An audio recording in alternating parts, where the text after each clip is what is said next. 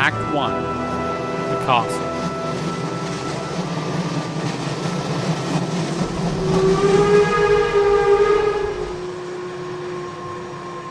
Dearest Mina, I left Munich on the 1st of May. Budapest seems a wonderful place from the glimpse I got from the train. The impression I had was that we were leaving the west and entering the east. My client, Count Dracula, directed me to go to the Golden Crone Hotel. There I had a supper of chicken, done up with red peppers, which was very good, and I was about to ask the innkeeper's wife about the recipe for you when she handed me a letter. My friend, welcome to the Carpathians. I am anxiously expecting you. My carriage will be arriving this evening. I trust that your journey from London has been a happy one, and that you will enjoy your stay in my beautiful land. Your friend, Dracula. Proprietress, do you know of Count Dracula or anything about his castle? Sanguis Christi, must you go to that awful place tonight? Yes. I have important business with the Count. What makes tonight so distressing? It is Walpurgis night. The spirits of evil come to haunt the living. Take this, if you must go out tonight, for your mother's sake. It is a beautiful crucifix, my lady, but you see, I'm an Englishman, and we don't... Yes, of course, for my mother, thank you. That must be the carriage the Count sent for me. Here, for the food. And here, if you could please send this letter to Mina Murray and No, she'll be in Whitby by then. Mina Murray, Whitby, England. Thank you for the meal. And the cross. God be with you, Englishman. And the Lord's blood as well.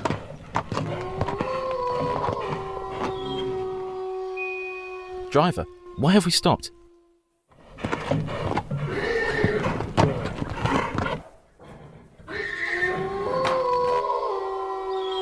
Driver, I really think we should be going.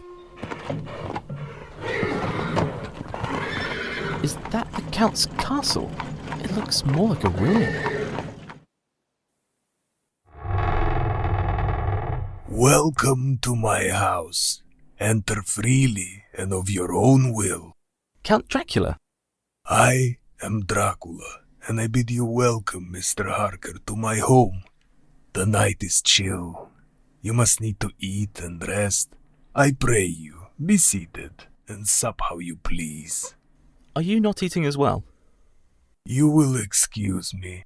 I have dined already, and I do not sup so late. Allow me to take your baggage. Quite all right. I can carry my own suitcase. Nay, sir, you are my guest. It is late, and my people are not available. I shall see to your comfort myself.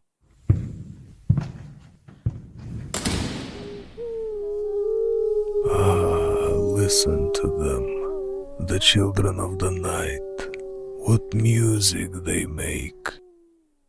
I heard them on the road. They came so close. I was afraid they would attack your carriage.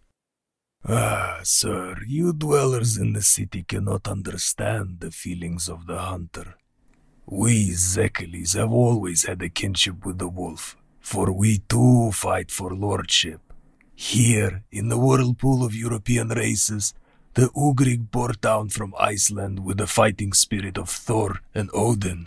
They found the Huns, whose warlike fury swept the earth like a living flame. Fools! What devil was ever so great as Attila, whose blood flows in these veins? When the Magyar, the Lombard, the Bulgar, and the Turk poured his thousands on our frontiers, we drove them back. And when the flags of the Valach and the Magyar went down beneath the crescent, it was the Zekeli who beat the Turk on his own ground. The Dracula can boast a record that mushroom grows like the Habsburgs and the Romanovs can never reach. But those warlike days are over, and blood is now too precious a thing in this dishonorable peace. You speak of your people's history as if you lived it. I am of this land, and forever will be. But now I wish to see the world, and I have learned much about your England. Please, my friend, tell me of your land and your people, so that I may go among them, not as a foreigner, but know intimately their ways. You must forgive me, Count, However, it is late, and the journey was more difficult than expected. Of course. Your chamber is prepared, and tomorrow you will sleep as late as you wish. I shall be away until the afternoon. Sleep well and dream well.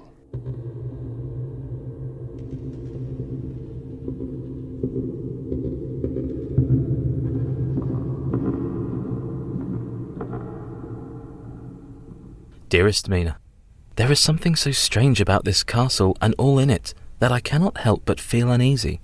I fear I am myself the only living soul within the place. I only slept a few hours before I became restless and got up. I intended to shave, but could not find a single piece of glass in my room, and so I hung my shaving kit to be able to see myself. Good morning. Count Dracula, I didn't see you come in the door. I could have sworn I was looking at it through the mirror. You have cut yourself. Take care. It is more dangerous than you think in this country. Blood is a costly resource here. None should go to waste. What are you reaching for? This wretched bauble that has done the mischief. Away with it. Now I must leave you. I shall return in the evening and we can speak more about my property. You are free to work in any room you wish, except for any that are locked. Thank you, Count. Mina, I spent the day exploring my new surroundings while the Count was absent. This castle sits on the very edge of a terrible precipice. A stone tossed from its window would fall hundreds of feet before touching the wild, rushing river below. Save for these windows, there are no exits anywhere. The Count has made this place a prison, and I am his prisoner.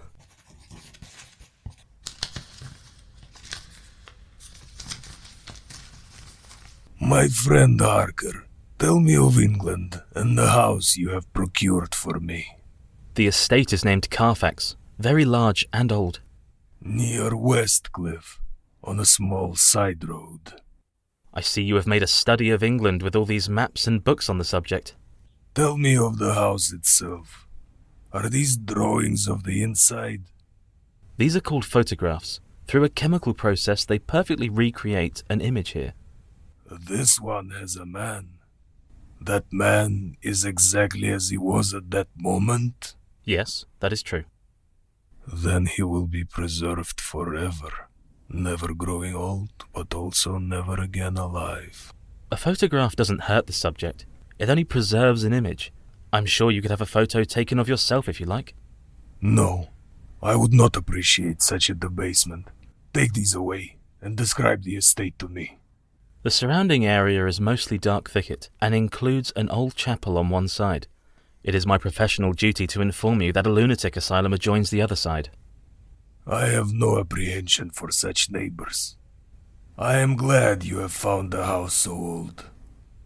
A home needs age to be habitable, and how few days go to make a century. Such a large acquisition requires a sizable amount of paperwork, but I should be finished by tomorrow. Please, friend Harker, there is no need to hasten your work. I have much preparation before embarking to England, and I had hoped we could discuss your country in detail before you leave. My apologies, Count. I have appreciated your hospitality, but I also look forward to returning to England. I have a fiancé waiting for me, and we are to be married upon my return. Then your diligence is understandable. If you are determined to work through the night, I would warn against falling asleep outside your bedchamber. In your own room you are safe, but this castle is old and has many memories. Be not careful, and it shall burden you with restless dreams.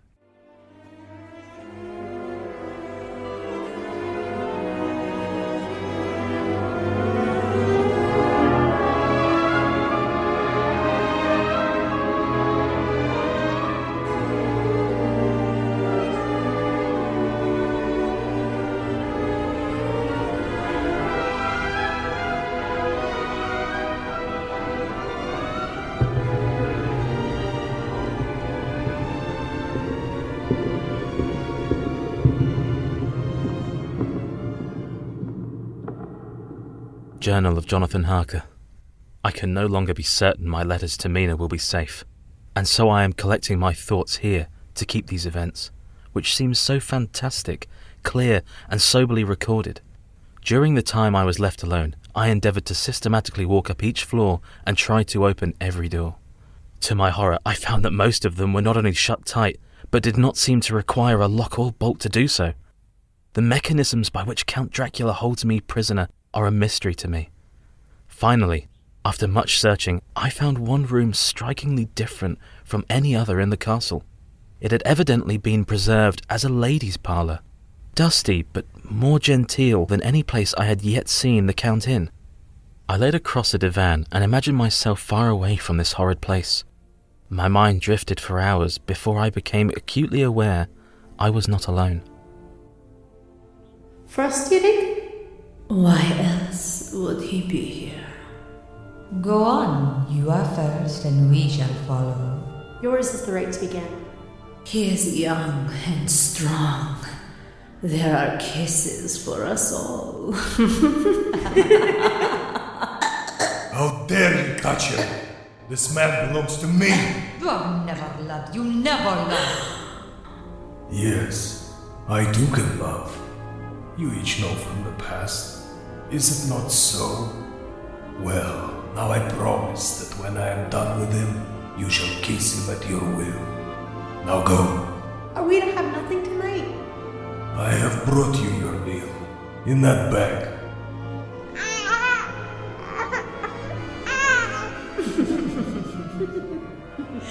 Now before you scream, sleep, my friend.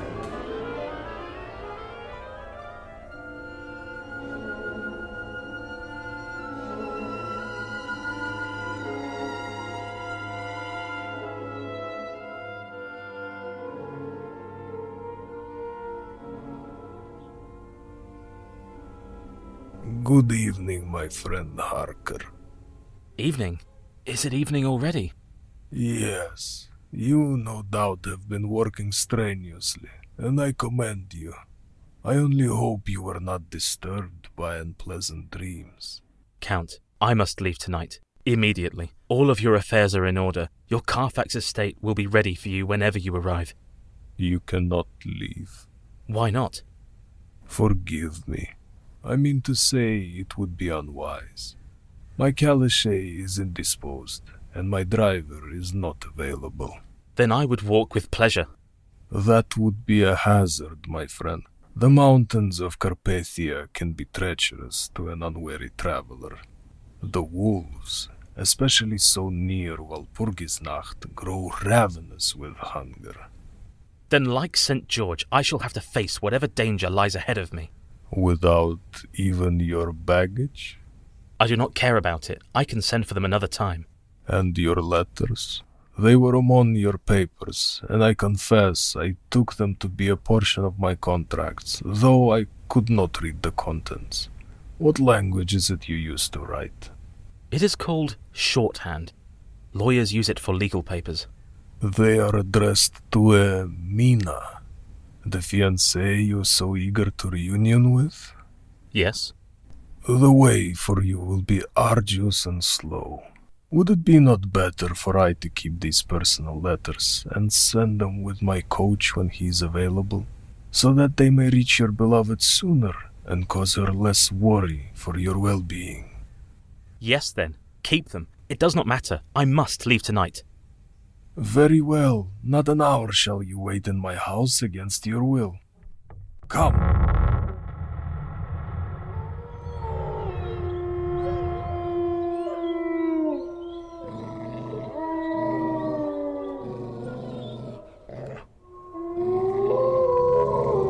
The door is unlocked, and you're free to go if you wish.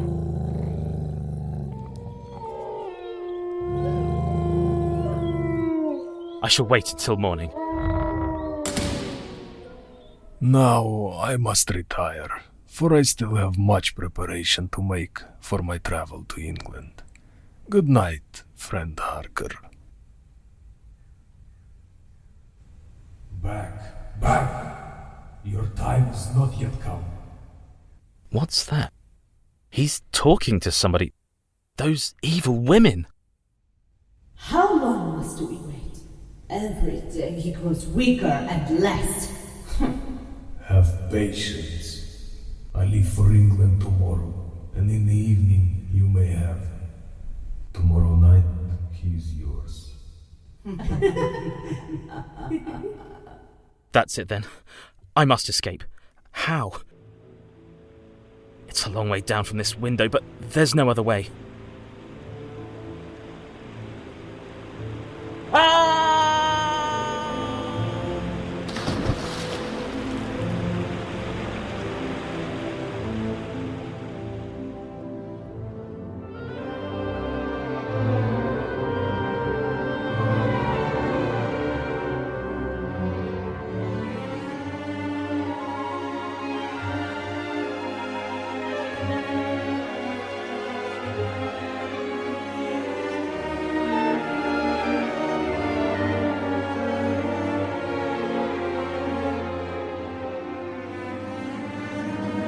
Act 2. Whitby, England.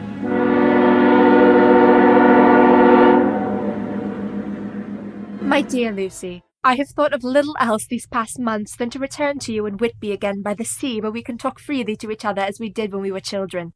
If you're not still afraid to pass through the chapel graveyard, we can spend our days walking along the bluffs and watch the ships come into the harbour from around the world. Mina! Now our summer can truly begin. I have been absolutely dying to speak to you of the season so far, but first, tell me all about your life as a schoolmistress and, more importantly, your plans with Jonathan. Oh, but perhaps we should wait until we're alone.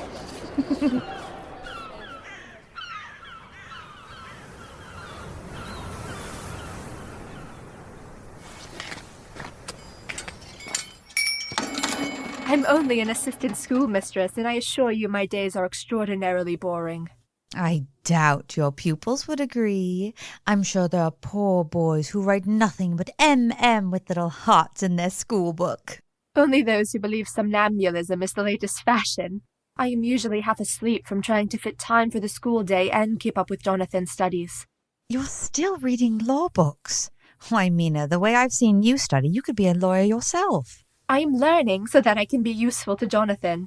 As his wife, his success will be both of ours. With our work together, he could be made a partner at his firm. I've already mastered the typewriter for his notes, and we practice shorthand in our letters while he is away. He's in the East right now? Oh, how romantic! Travelling to foreign lands and writing love letters in ancient castles. Yes, after we are married, I hope Jonathan and I can travel together, and he can show me all the places he visited. For now, I am sure my future is not nearly as exciting as your present. I have heard rumours of a tall, curly-haired man. Arthur Holmwood, such a dear. He was here just yesterday with a small gathering of my favourite gentlemen, where I gave a recital of Mama, Why Don't the Men Propose? I am only thankful the whole room did not fall dead from irony. He affected a cool manner, but I could see he was terribly preoccupied. He fumbled with his hat and talked of the time we've spent together, and then he asked me to marry him. How wonderful! Did you accept? The pitiful thing, no. Nearly broke my heart to refuse him, but that is what I've been waiting so long to tell you. I couldn't say yes, because I've already met the man I know I shall marry. His name is Dr. John Seward. Oh, I can't wait for you to meet him, Mina. He's handsome and intelligent, and he's only 26, but he already has an entire lunatic asylum in his care. He sounds lovely. And he might be the most resolute man I've ever met. Only a few weeks ago I would have sworn to you I would marry Arthur, but now all my hopes are pinned to him. You don't suppose he's mesmerized me, do you? Put me in a trance. I hear doctors do that now with their patients. He certainly has not withheld any other device in his pursuit. Let us hope, then, you remain entranced. I have never seen you so happy. When did your doctor propose? He hasn't actually yet, but I know he will. He told me he would call me today to discuss important matters. Oh, that must be him. Oh, Mina, could you... I shall remain inside so that you may talk in private. I must warn you, however, I'll be listening to every word. Thank you. Quincy! Miss Lucy, you are a fine sight. Mina, come back. I want to introduce you to my friend, Quincy Morris. My heavenly ghost. Here I was a mind Miss Lucy was a singular creature across these British Isles. While now I see I was mistaken. This country can holler with pride one more to match such loveliness. Quincy is an American. Obviously. You are exceedingly gracious, Mr. Morris. Thank you. Oh, he doesn't always speak slang, but ever since he found out it amuses me, that's all I've heard from him. It satisfies my heart to see you amused.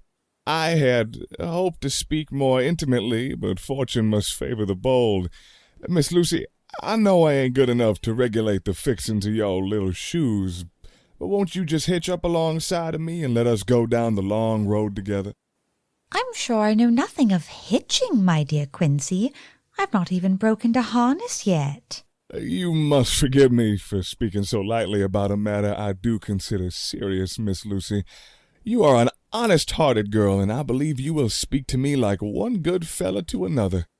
If there is another fella you care for, I know you will tell me, and if it be so, I swear I will never trouble you a hair's breadth again, but will remain your loyal friend.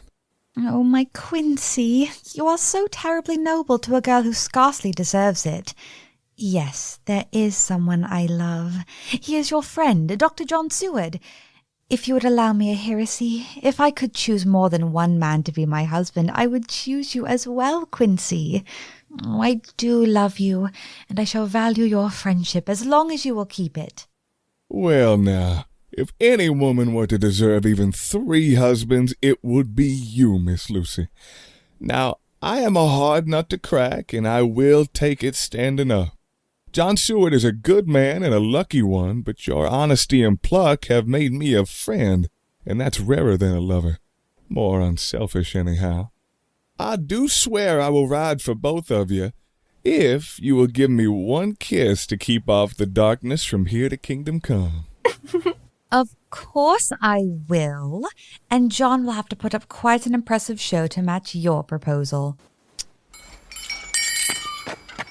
Lucy, I'm sorry, I didn't realize. John! You needn't say anything at all. I will marry you. Congratulations.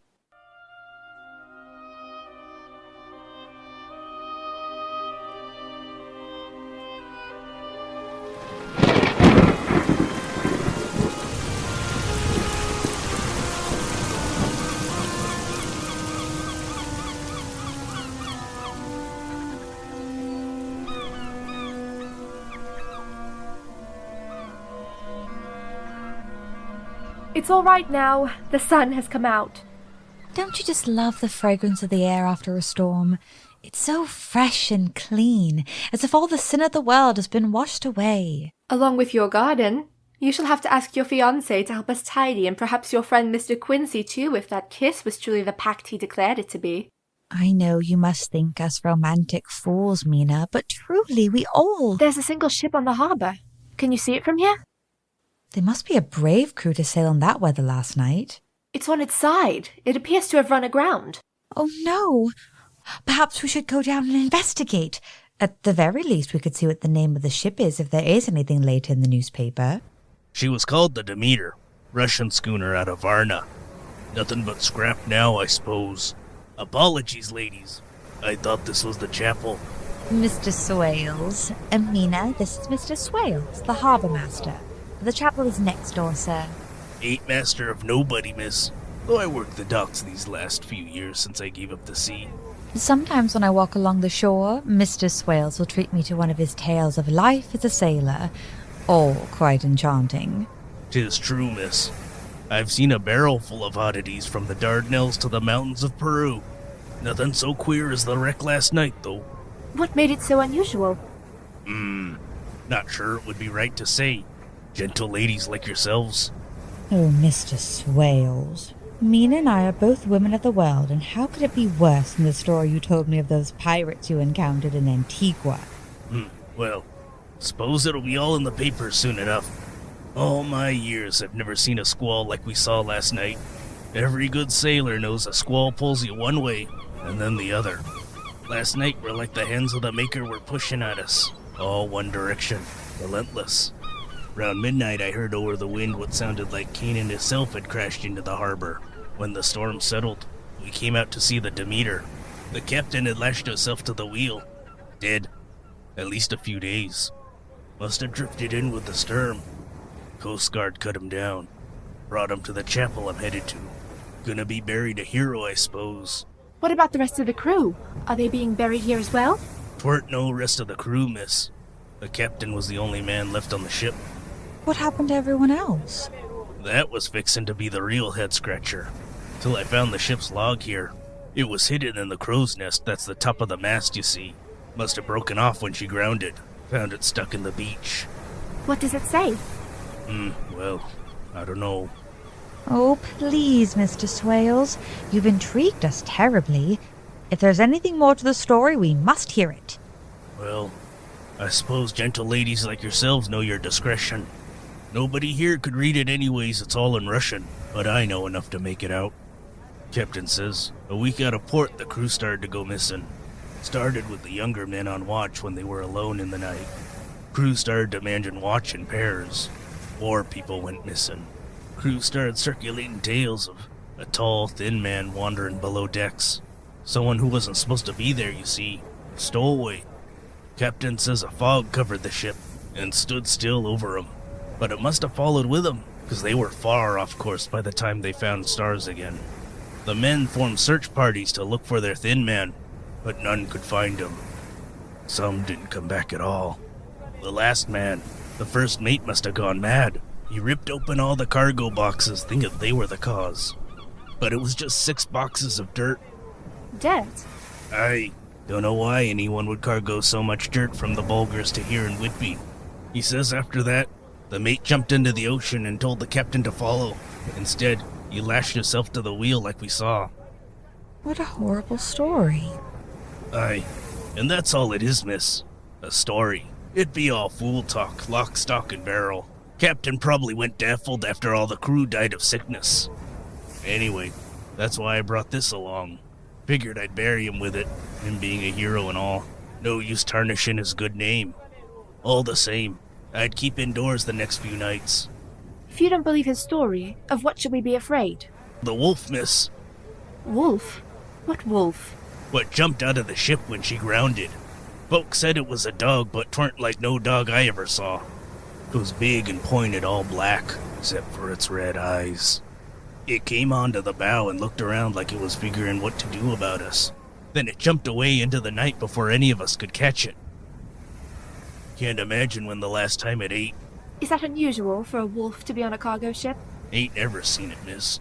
Course your Russians are a queer folk, but still, never seen the like of it. I appreciate you ladies will hold your tongue on such matters. We will, Mr. Swales. Thank you for letting us into your confidence. Thank you for showing me the way to the chapel, and God be with ye. Goodbye, Mr. Swales. Goodbye. Even if it was all a madman's delusion, that poor captain's story has left me all a wreck. He said the ship came from Varna. That's near where Jonathan is, or was, or maybe. I can't even be certain anymore. Haven't you received any more news? It has been a month since his last letter, and then it was a single line saying he was returning. It didn't seem like Jonathan at all. Let us go to the service for that ship's captain, and we can also pray for Jonathan's safe travel home to you.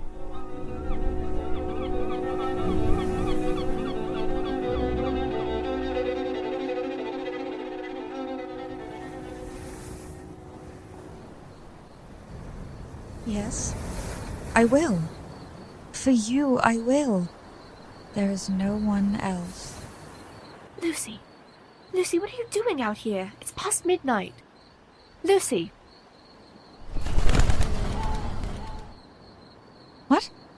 Why is it dark? You were sleepwalking. You sounded as if you were talking to someone. I'm cold. Here, take this blanket. Ow! What's wrong?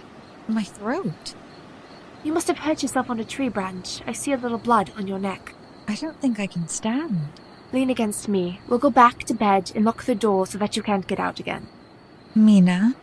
Yes? Don't tell John about this. Please. I won't. I promise.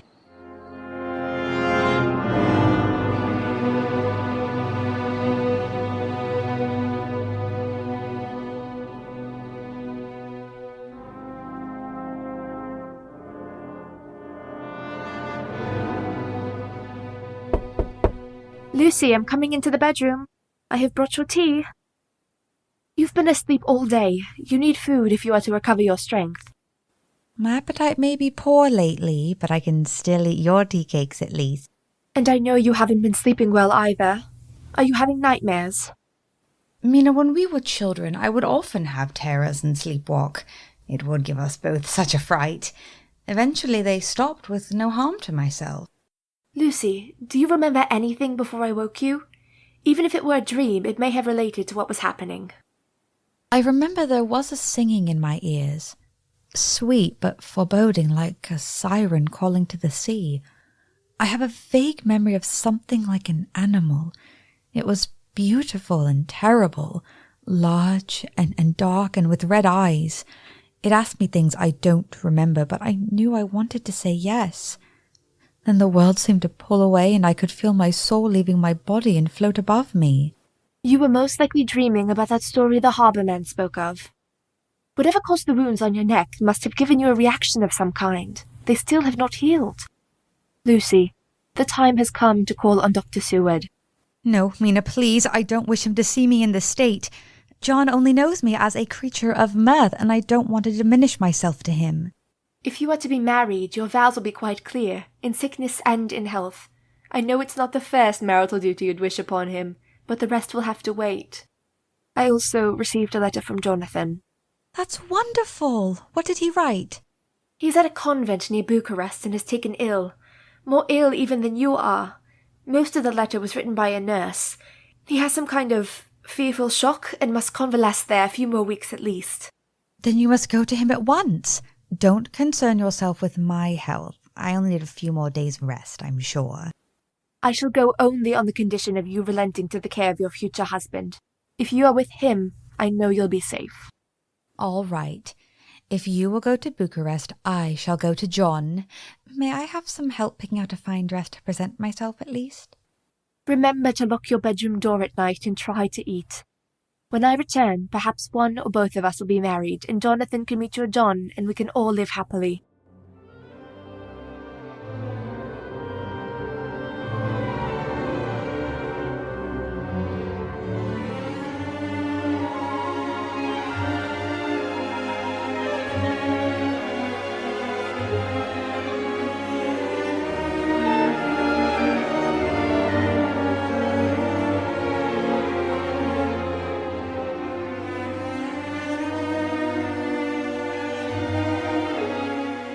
Act 3. Seward Sanitarium.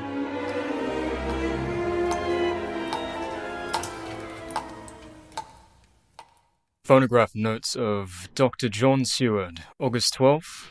Patient is an R.M. Renfield, age 59. Sanguine temperament. Great physical strength. Morbidly excitable. Possibly dangerous. Change that to probably dangerous. You are unfair to me, Doctor. I haven't hurt anyone. No person yet, but what about your animals? I take very good care of my animals. I feed them just what they want. Each in their turn, Mr. Renfield. You started with collecting flies. Then you fed the flies to spiders, the spiders to sparrows, and then when you had a whole colony of sparrows, you asked for a cat. Oh, yes. A kitten. A little, sleek, playful kitten. To play with and teach and feed and feed and feed. And when I told you couldn't have a cat, what did you do? I begged you. I told you I needed a cat. You ate the sparrows whole. I found you disgorging feathers. Very good. Very wholesome. That is life. Strong life. All life needs life. And the birds gave me life. What would you have done with the cat? Fed it to a dog? And then what? They don't matter now. Mr. Renfield, you have a mania. I would call it a zoophagus mania. You must know that you can't absorb the life of a creature just by eating it. Bother them all. I care not a pin for them, nor for you, Doctor. The bridemaidens rejoice the eyes that wait the coming of the bride. But when the bride draweth nigh, then the maidens shine, not the eyes that are filled. I don't understand. You say you don't care about your spiders, or birds, or even cats anymore. Why not? The master is at hand! That's all for today, Mr. Renfield. The nurse shall attend to you. I must see who calls.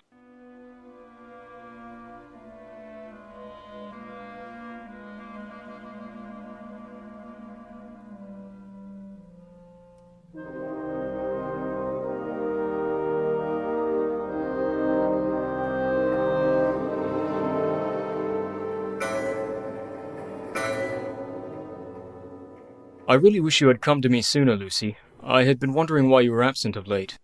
You know how I loathe talking about myself. There should be little secrecy between a husband and his wife, and none between a doctor and his patient. You spent all summer here by the sea, and yet I've never seen you so pale. That is the fashion, isn't it? Just a few months ago you compared my complexion to cream. You don't have enough blood, and yet you don't show any of the usual signs of anemia. I looked at your blood under a microscope, and it appeared healthy. I'm glad you still look upon me with such a penetrating gaze. How do you feel, though, Lucy? Inside? Tell me the truth. I'll believe you. Breathing has become a difficulty. At times I gasp for air and it feels as if nothing is coming in. I'm afraid, John. Are you still having your bad dreams? Worse than ever. Every night I feel as if something is trying to get into the house. I look out the window, but there's nothing there. My dreams are all of scratching and digging and hunger, as if every day I'm getting weaker and whatever is outside is to take me. I want to be your wife, John, not your patient. I don't want to be in a locked cell down in the basement with your other cases of mania and delusion. You don't have a delusion, Lucy. I know something is wrong, even if I don't know what it is yet. I do want you to stay here, but upstairs, so that I may watch you closely and monitor your progress. Why, Mr. Seward, of all the designs boys have attempted to lead me to their rooms, yours might be the most ingenious. I've had a room prepared for you. I had a silly notion you might be worried about the propriety of the situation. Very silly, Dr. Seward. If we're to spend the remainder of our lives together, we simply must become more intimately acquainted. There's one more thing. I've written to my old friend and mentor, Dr. Abraham van Helsing in Munich. He's the most advanced physician of our current day, and he knows more about obscure diseases than anyone in the world. I've asked him to come here and examine you as well. Then only our intimacy must be a terminal case. Well, his train isn't due to arrive for another week.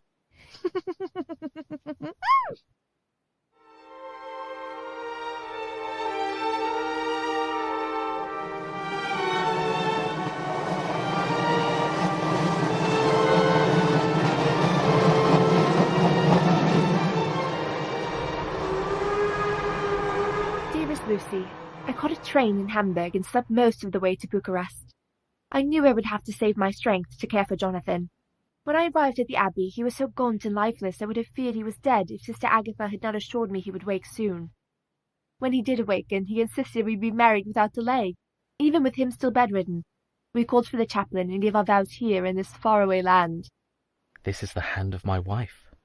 And the balance of your wife is well attached to that hand. So long I have spent in a nightmare. The waking world no longer seems like a reality. Sister Agatha told me I shouldn't ask you about what happened. I do believe the dear soul thought I might be jealous. Wilhelmina, I don't want there to be any concealment between us. Not ever. Hand me my coat. John, I was only teasing you. I know you have nothing to be ashamed of. I don't know how much of my memory is real, and how much was the result of my fever. Here is my journal. I haven't read it. I don't want to remember, but I also desire to hide nothing from you. Take it, and read it if you wish. Jonathan, I trust you, and I trust your judgment. What could you have seen to make you doubt yourself so? Horrors.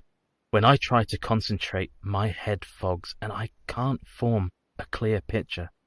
I wish I could spare them from you, but I know your mind as well, Mina, for you knowing is better than not knowing. What I wish is to share my life with you, all of it. If there must be horrors, we shall carry them together as we walk hand in hand.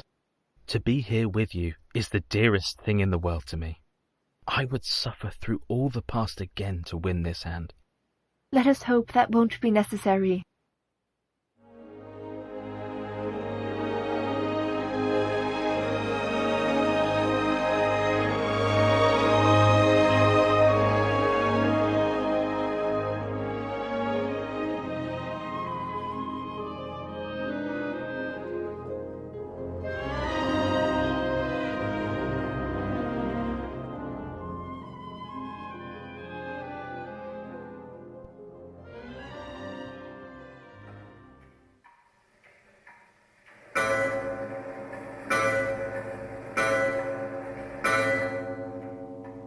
There is no time to be lost. Lucy will die for sheer want of blood to keep her heart's action as it should be.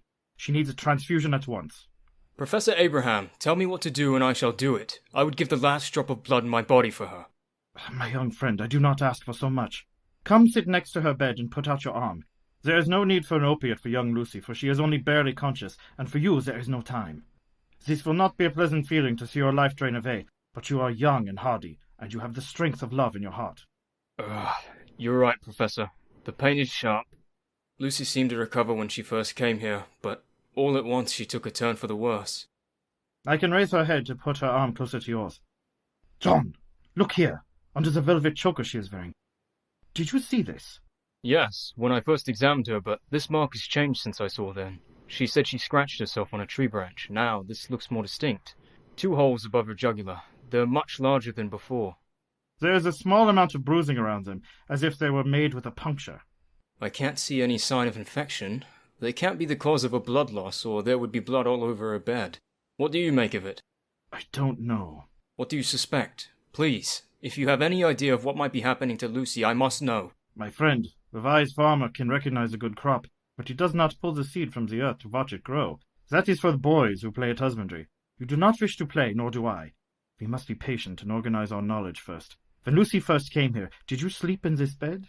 Well, yes, that is, we are to be married, at least in... No, dear John, I do not wish to embarrass you. I mean, did she become worse after you no longer shared the room, or before? After, only in the last few days. She started to become restless in her sleep, and with you arriving we felt that... You must remain with her tonight. What? You must keep watch all night, and you must not let your sight pass from her. Nay, this is no jest, but life and death, and perhaps more. The procedure is finished. Press hard on your arm. I must return to Munich and retrieve some of my research, but I will be here again as soon as possible. For now, rest here. Lucy is already beginning to rouse, and you must prepare yourself for tonight.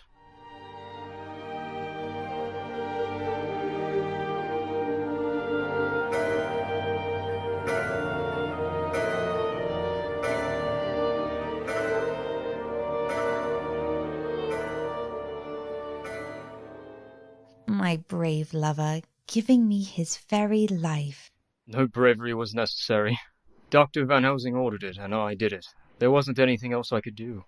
Is that the only reason you're sleeping here tonight? Doctor's orders? I'm not sleeping tonight. I'm going to stay awake and make sure you're safe. Then when are you going to sleep? During the day. I'll have to be nocturnal for the time being. I'm sorry we'll have to be set apart by time a little while longer. You're here now. That's what matters. Lying next to you is like feeling sunshine after a dark winter. I'd almost forgotten warmth. Now, Lucy, is it me that you love or my blood? Both, depending on where it goes. What was that? Something against the window. I'll see what it is. Be careful, John. You're still weak. Whatever it was flew away. A bird doubtless attracted to the light in the window. You should sleep. I can feel safe now. I don't wish to sleep any more without you with me. John, let's get married. I thought that was already decided. Remember, you said yes before I could even ask. I mean soon, without the grand plans I made as a schoolgirl. Our lives have become too tumultuous to stand on ceremony. I consider us now even more than married. My blood is your blood. I feel like my heart is already inside yours. Yes, as soon as you can walk, we will have a ceremony here.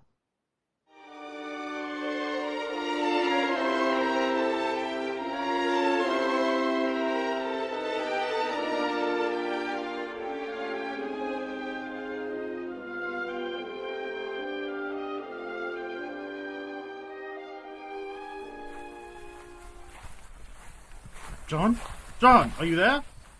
The nurses said you were outside the grounds. I am here, Abraham. Please lower your voice. I'm hunting a dangerous man. Who are you hunting? Renfield, the manic zephagiac. He slipped out while a nurse was bringing him his dinner. Ah, yes. The one with the obsession for animal blood. Has he done this before? Yes, and we always find him near the abandoned chapel up ahead. I'm afraid of what might happen if he confronts our neighbour at this Carfax estate. I've never met them, but Renfield can be quite alarming during his manias. I've noticed him... Shh, shh, shh. There he is, by the chapel door. Let us stay back for a few moments. Perhaps he will reveal why he returns to this place. I am here to do your bidding, master. I am your servant, and you will reward me, for I am faithful. I have worshipped you long and afar off. Now that you are near, I await your commands. Do not pass me by. Only speak, and I shall obey. Is there anyone in that chapel? I don't think so. He sounds as if he is having some sort of religious epiphany, but I've never seen him show any sign of faith besides... Where is he? He was directly in front of us not a moment ago. Oh, he can't be far away. John, behind you! The blood is life! The blood is life! Help me hold him down. He must have hit a knife from the kitchen. Are you wounded? Just a small cut on my arm. I don't think he's going to fight anymore. He has abandoned me. I am nothing anymore. He told me to come, and I came for nothing. Who told you to come? The master. The master. He's spoken of this master before, but he's never divulged who or what he means. John, I think we should return to Lucy at once. Lucy? What does she have to do with this? Renfield needs to return to his room. We shall bring him to the hospital grounds and leave him with the nurses. We must go now, John, or we may already be too late.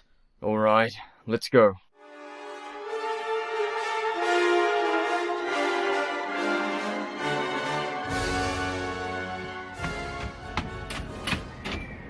Gott in Himmel!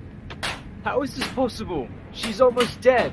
Almost, but not yet. Hurry, close the shutters while I prepare here. I shall have to open my veins for poor Lucy. Dr. Van Helsing, you must be open with me now. Tell me what you know. What is attacking her? I only know that you have come to the same conclusion. There is some creature doing this to her. It has been patiently waiting to strike until you are withdrawn. How could a creature know when I was gone? Or open the window, or drain her of her blood without leaving any mark? Those holes on her neck are the mark. They are from teeth, I suspect. That still makes no sense. That is why I did not speak. There is still much we do not know. We do know she is being preyed upon, and we must keep her safe. That is what I told you to do, and you have failed. I am sorry, John. Your blood isn't going to be enough. No, and you cannot give more. It is a dangerous procedure. We cannot ask the nurses. Is there anyone you know who would do such a thing for Lucy? Quincy Morris. He'll come for Lucy. He loves her. I know.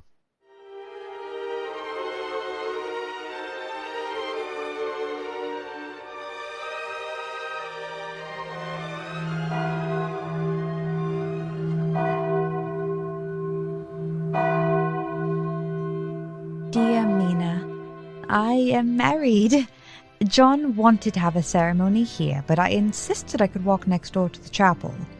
Quincy is here, as well as John's old teacher, Abraham von Helsing, who brought me back from certain death. It seems fated we are both to have weddings in such style far away from the castles we built in the clouds. Tonight we are to have a small party, but I am already planning for a much larger reception for both of us when you return. We shall both be healthy and able to look at these past few months as merely a prelude to our happy lives. A toast to the newly joined in holy matrimony. May this be the beginning of a grand adventure on which you embark together. Now I'll drink to that. Congratulations to two of the most upstanding individuals I have been privileged to ride along with. Am I allowed one drink, Doctor, on so special an occasion? Just one, I'm sure, will benefit your sleep. Oh, Professor, what say we let the couple of newlyweds sleep in peace tonight? I am sorry, but I cannot be so indulgent as my friend John. We must continue our schedule guarding Lucy. John until 1, Quincy until 4, and myself until sunrise.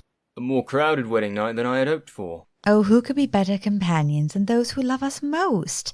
Besides, when we go on our honeymoon, we'll have all the world to ourselves. Right, Abraham? Yes, Mrs. Lucy. This one more week you should have health enough for travel. It will be better for you to be far away from here and whatever may be attempting to prey on you. I would appreciate a reprieve from such discussion. Tonight is meant to be a happy occasion, and I don't want to bring any more fear to my Lucy than she has already suffered. I've lived the last 3 months knowing only fear, my darling. More tiresome than the illness is having to avoid it. If I am a woman now, I choose not to hide from my fear. But you are right, it is meant to be a happy night. Quincy, the phonograph, if you please. I would like to dance with my husband. Yes, ma'am.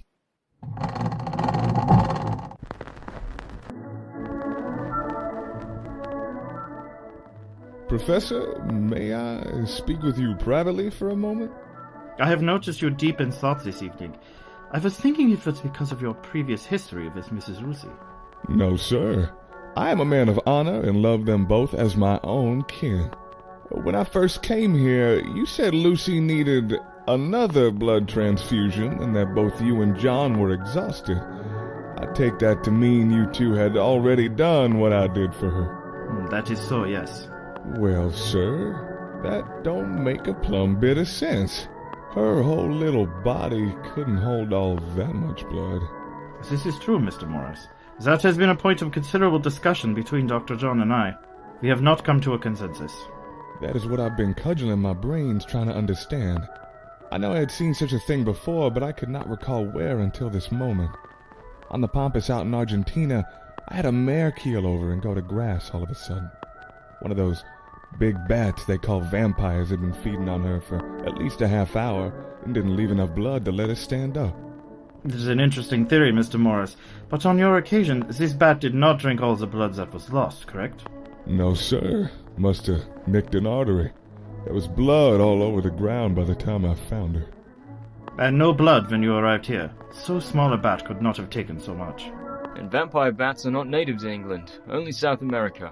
Our own zoo doesn't even have them. Thank you, Quincy. By now, though, we've considered every theory, no matter how implausible. If that were true, John, we would have arrived at the answer. Ah, the Radiant Bride. Allow me a gift I forgot at the ceremony. A flower crown? How lovely. Like a maypole festival. Thank you. Are these garlic flowers? They may be of health benefit as well. Place them by your window tonight. Are these a wedding tradition or something else? Once again, I sense you are being evasive, Professor. If you think you have solved our infernal riddle, I wish you had stated it plainly. I already know the answer. It is a wolf. Lucy. I know it as well as I know you, John. I have seen those red eyes in the dark and felt its growing hunger. It cannot be any else but that Russian wolf that escaped from the dead ship. Perhaps the time has come for us to retire. It's already past time you are usually awake, and the rest of us need to save our strength for tonight. Not yet, John, please. Allow me one dance with all my saviors. You first, Quincy, and then Abraham. I would be delighted to, my lady. Oh, surely. One dance and then we shall all need rest. Come, Quincy, let us dance macabre. My friend John, with Lucy we are almost, as you English say, out of the woods. When I know she is safe, I will tell you my suspicions, but for now, I will say they are so incredible, I hope them not to be true. Afterwards, truth or not will not matter, and you and Lucy can look at me as a funny old man with strange ideas. Doctor? Ah, Renfield. I hope we're not keeping you awake. No, thank you. I have taken the liberty to brew coffee for all of you, as I know you must stay awake for the Lady Lucy's sake. A most excellent progress you have made with Mr. Renfield. I would hardly recognize the man we chased so recently in the night. Renfield has become like another assistant these preceding weeks. He even had a visitor recently. Our neighbor in the Carfax estate wanted to let us know that there was no ill feelings. Now what was that foreign gentleman's name? I apologize. As you said, the hour is late for me, and I am still rarely affected by the full moon as I once was. That's quite all right, Mr. Renfield. You can leave the coffee on the table. We shall drink them presently and return them to the kitchen ourselves. Go ahead and have your dance, Professor, before we must start again with our nightly vigil.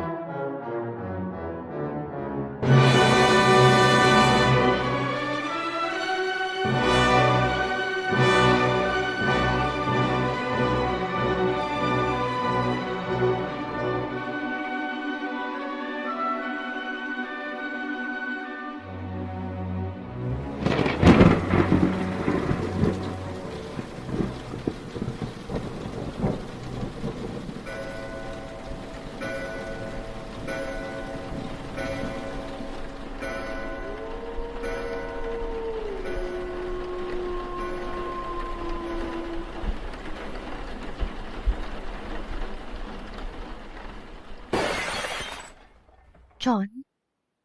Something made a noise downstairs. John? You're asleep. Wake up. Why are you asleep? Please wake up, John. I can hear something downstairs. I must get Professor Van Helsing. Professor Van Helsing, are you there?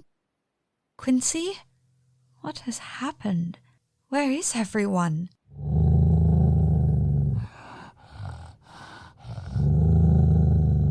Oh, it's you. Is this the end of it, then? You have stalked me through my dreams and waking hours, denied me my peace and love. You can drain me of my blood, but my fear is gone with it. I am not afraid of you anymore.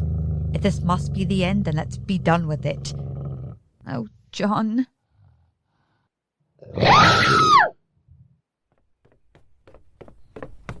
Lucy? Lucy, where are you? Oh God! Professor, wake up!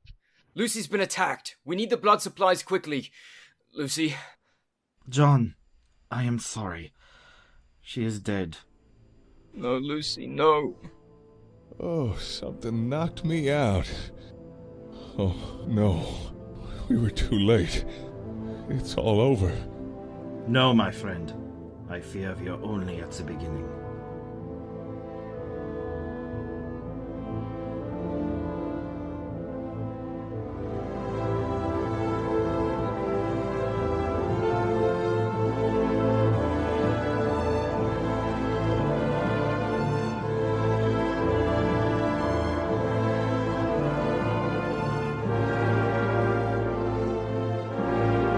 Act 4. The Graveyard.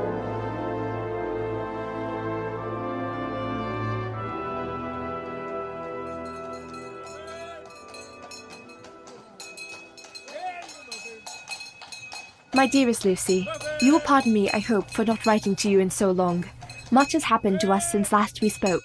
Jonathan has mostly recovered, and we began our long journey home, only to be notified in Budapest that dear old Mr. Hawkins, Jonathan's boss, has died and left the whole of his business to him. Meanwhile, I have so many questions about events during our time apart. When will you and Dr. Seward be married? What will you wear and what location have you chosen?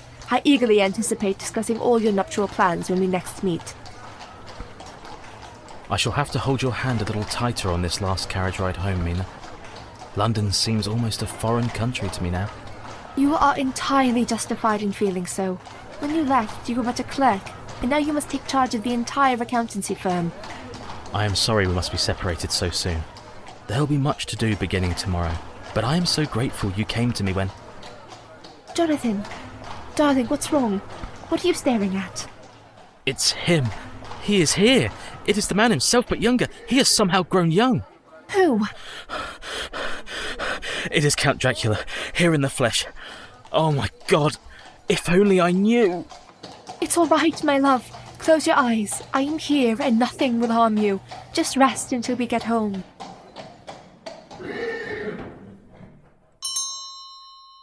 I'm all right now. I only needed a moment to collect myself. Here, let me get the mail. There's a telegram from someone named Dr. Van Helsing. Oh, Mina, I'm so sorry. Lucy, she's dead. What?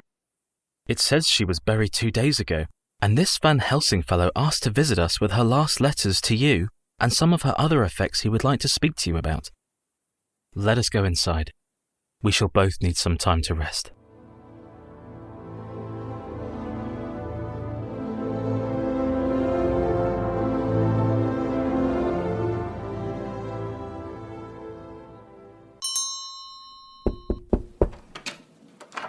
Hello? You are Madam Mina Harker, formerly Mina Murray, friend of Lucy Westerner? Yes, and you are Professor Van Helsing, I presume? Come in, please. It is on account of the poor child that I come. I was with her through her illness, and there were many circumstances that puzzled me, that I have hoped you could assist me with. If you are so good a friend and caretaker to her, that is all you must say, and I shall help you in any way I can. Lucy meant more to me than I ever realized until I found out. I'm sorry, the grief is still very near. You need not apologize for your tears, my child. They are the rain that washes the soul, and mine has been washed many times this past week. My friend John allowed me access to her letters and diaries. There was much in them of your love as sisters, but I wanted to ask you about the incidents that night on the bluffs, so I came to ask you all that you can remember. I can give you better than that, Professor. I have typewritten my journal I wrote at the time. I included everything, as I was afraid any spare detail might be important. This will be a good blessing, Madam Mina. Thank you. Lucy's letters also had in them how much of an intelligent and capable woman you are. What she wrote was the truth. You praise me too much, Dr. Van Helsing, even as it is through Lucy. It makes me more anxious about what I have to ask you about my husband Jonathan. Ah, yes. Your letters mentioned he became ill while travelling east. He is recovering now, I hope. Yes. However, in my writing, I was somewhat elusive about the nature of what happened to him. I have passed the whole of today in fear of what I'm about to tell you, that you'll think me a weak fool and my husband a madman. His account is so strange and terrible, I would disbelieve it myself if I did not have so much trust in Jonathan. Strange has of late become for me commonplace, Madam Mina. I have learned not to think less of anyone's belief, no matter how strange. I promise to listen with an open mind. You have no need to listen. I have also typewritten the journal Jonathan kept during his time in Transylvania. It may only be a superstitious belief in all evil having an original source, but I am troubled by the notion that what happened to Lucy and my Jonathan's dealings with a man named Count Dracula are somehow connected. I would like you to read both of these accounts and tell me your opinion. This is a serious matter, Madam Mina. It will require some time to thoroughly study all of these papers. Would you mind if I began reading them here immediately? I would like to discuss them with you after I am done. Of course. You may use Jonathan's study and I shall order lunch.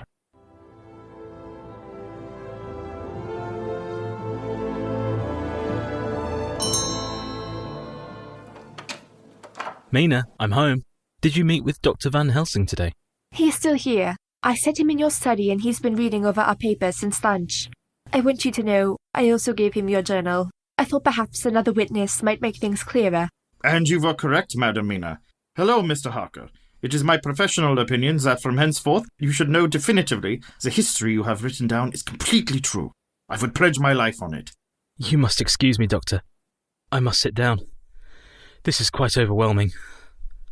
I apologize if my enthusiasm has caused me to neglect my bedside manner, Mr. Harker. I did not mean to open your old wounds. Wholly the opposite, Dr. Van Helsing. It was the uncertainty of reality that knocked me over. You don't know what it is to doubt everything, even yourself.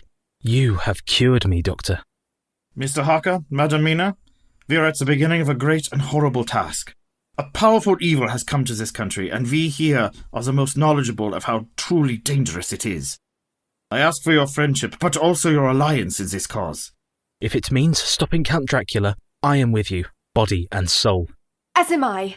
I may only be able to organize what information we already have, but if I can help, I will. It would be easier if I could see both yours and Dr. Seward's records as well. That may be more difficult. Unfortunately, John and I had a quarrel before Lucy's service, and I fear our friendship has been strained. Whatever about? I suggested an autopsy on the body of Madame Lucy.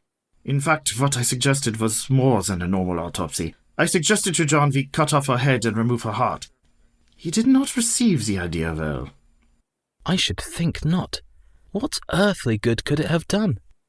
Mr. Harker, do you remember those women you met in Dracula's castle? I believe his goal was to turn Lucy into one of the same kind, an undead creature, a vampire, like their master, the Count. Lucy, like those horrible women? That can't be possible. I have had to entertain many gruesome possibilities as of late. All of them have led me to the truth. Dr. Van Helsing, I know where Dracula is right now. He's here in London. I saw him not 4 days ago when we received your first telegram.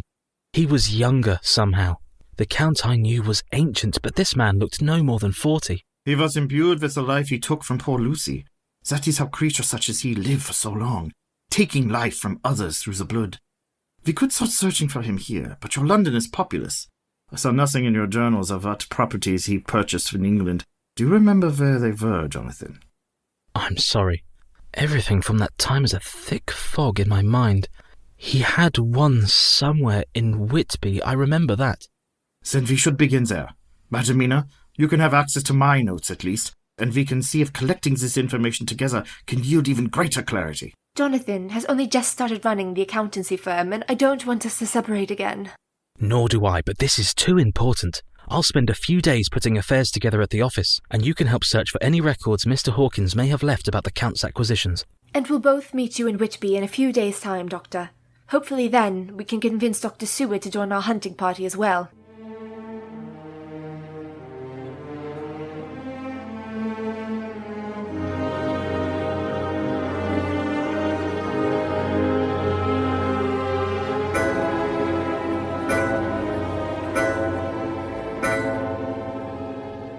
This is too much, Professor Van Helsing. I am willing to be patient in all things reasonable, but I will not listen to any more of this madness. Madness would be easy to bear compared to a truth like this. Do you think I persist in this only to give you pain? I have come here from my own land to do what I can of good. First out of friendship for you, and then for love for a gentle young lady. I gave her my nights and days, before death, after death, and still now. Hello, Dr. Seward. John. May I introduce you to my husband, Jonathan Harker? Pleased to meet you, Doctor. Likewise. I'm sorry I've been somewhat preoccupied as of late. Have I been expecting you? We were called by Professor Van Helsing, and not a moment too soon, as it turns out. Mina Murray. I'd almost lost hope our paths would meet again, and yet here you are, a respite of beauty in this tenebrous time. Thank you, Quincy. You are kind as ever, though my name is Mina Harker now. Then you must be the gallant gentleman with the solemn duty of this lady's hand. Quincy Morris at your service, and believe me, I do not mean that as a pleasantry. If there is any need you require, have no doubt that I am your huckleberry. I can bear witness to his friendship. Quincy has hardly left my side while I could do little more than mourn for Lucy. It is concerning her welfare that we came here. Lucy has no more welfare to be concerned about. Or has Professor Van Helsing pervaded your mind with notions of supernatural horror? Quite the opposite. It was we who were able to confirm his suspicions. Jonathan knows the man who murdered Lucy. Not a man. Ages and ages ago he was a mortal man. Now he is little more than a beast of hunger. Hunger for what he does not have, life and companionship, both of which he has taken from Lucy. If you must persist with these wild accusations, Professor, I demand you either provide real proof or relieve yourself of my hospitality. The proof is in what I have witnessed myself, and can affirm as true. If that is not enough, there's this. A copy of the Westminster Gazette we bought at the train station. A drawing that looks like Lucy? Not looks like. That is Lucy. Read the article underneath. A composite sketch of the woman children of Whitby have dubbed the Bloofer Lady. At least 3 children have gone missing in the town of Whitby over the last 2 weeks. The only witnesses are the children have all claimed they were last seen in the company of a beautiful, pale, red-headed woman dressed in white who is said to haunt the Whitby Chapel Cemetery, luring children to walk with her. Afterwards they are never seen again. I have known Lucy since we were children. It can pain no one more than me to think of her as this monster, but there can be no other conclusion. Mina, I can't accept this. Lucy is dead. If I reject that fact for some incredible fantasy, this sanitarium becomes inverted, and I become another madman crying senselessness into the night. If there is even a small chance, John, then there is no time to argue before more harm would fall onto an innocent. You must give us your key to her tomb so that we can act on our own. No, I will not. But I shall join you and we can observe the definitive truth together. Quincy, are you still with me? It would be my everlasting shame to stand anywhere else. Whatever is stalking this here town, I figure it must be mixed up with the fate of our beloved Lucy. And that means that I will not rest until I brokerate an introduction with the blade of my Bowie knife. Then the 3 of us shall make a vigil tonight. I count 5. Mina and I will not step away from this danger either. Perhaps it would be better for Madam Mina to stay here. I agree. There may be dark work ahead of us, and we've already lost poor Lucy. All the more reason I must go. You must pardon me, Dr. Seward. Lucy may have been your wife, but I loved her for much longer. I must see this affair to its end, no matter how ghastly. Be assured, I do not doubt your courage or your ability, Madam Mina. However, there are more important tasks for you here. You have brought our journals typed and organized as you promised, have you not? I have. To them we must add those of Dr. Seward. Only when we have a complete picture of the past events will we be equipped to fight our enemy. You will acquiesce to sharing them, won't you, friend John? Yes, if Mrs. Harker will stay here to organize them. No, I agree about their importance, but I will not be put off. I must witness for myself whatever has become of Lucy. I understand. But first I ask you to come with me and look over the doctor's notes. When you see them, your mind may be changed. Very well. Lead on. A phonograph! I've only heard descriptions of these. You talk into here and your words are preserved here on these cylinders. Amazing. Much more advanced than shorthand. Yes. The only shortcoming is that there is no way to come back to any particular place of the recording. We need you to transcribe all of the cylinders to be able to include them in the history we have constructed. There is another problem as well. A task I believe only you can accomplish, Madam Mina. There is a patient here named Renfield. I am convinced he was under the influence of that fiend, and perhaps even in league with him until recently. Friend John also suspects him of sharing some responsibility for poor Lucy's death. He keeps Renfield confined to his room and will not allow anyone else to speak with him. Renfield will not speak to John either, and so we are, I should say, at an impasse. He has remained, however, strangely chivalrous and even remorseful. If you visited him, there is a greater chance he would speak to you. It must be tonight, though. John is still intellectually protective, and I don't think he would allow it while he is here. If I tell the nurses you are authorized, they will permit you to visit him. I see. Is this man Renfield dangerous? No, I don't believe so. He attacked John and I some time ago, but his health has grossly deteriorated since then. He no longer eats much and spends much of his days lethargic. Very well. I shall stay and find out as much as I am able. Please, take Jonathan with you tonight. Him being there would be the closest thing to being a witness myself. Do you think that is wise? He may still be recovering from his shock. Jonathan has been in conflict with this evil longer than any of us, and has the most intimate knowledge of what we are fighting.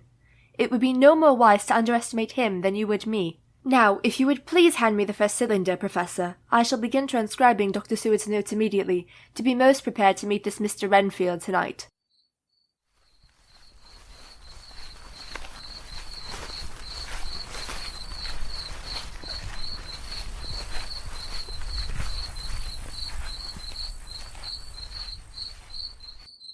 Do you have the key to the crypt, friend John? Yes, in my front pocket. It does occur to me, Professor, what we are doing here is not quite scientific. What could be more reliable than direct observation? What I mean is, if we begin with a conclusion already in mind, then we will inevitably twist any facts we observe to fit that conclusion. You make an excellent point, Doctor. Let us then strictly observe the facts, and we will only make conclusions when we are sure there are no other possibilities.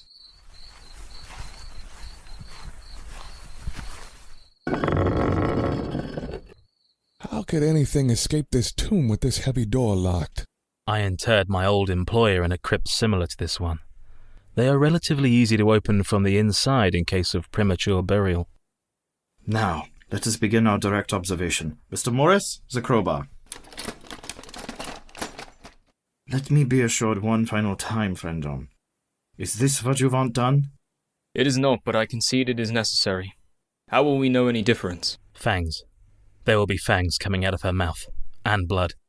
Mr. Harker is correct. Specifically, the canines will protrude. She will also show no signs of decomposition. On the contrary, she will look more alive than at her service. Mr. Morris, have your knife ready. Mr. Harker, please to give me the light with your lantern. Friend John, help me with the coffin lid.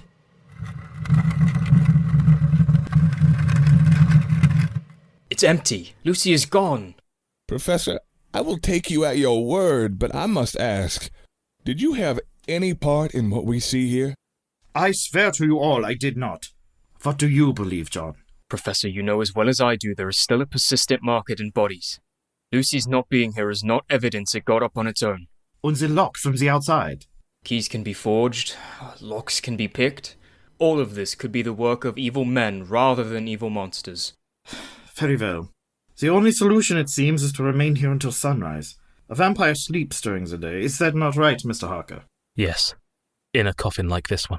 Does it have to be their own? I believe so. If nothing appears by sunup, friend John, I will concede poor Lucy is truly gone forever, and at least at peace.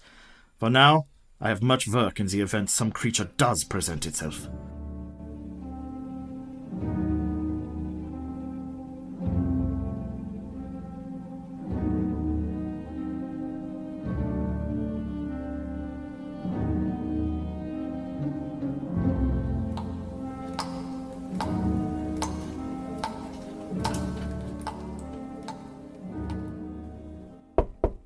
Mr. Renfield, are you all right to have a visitor?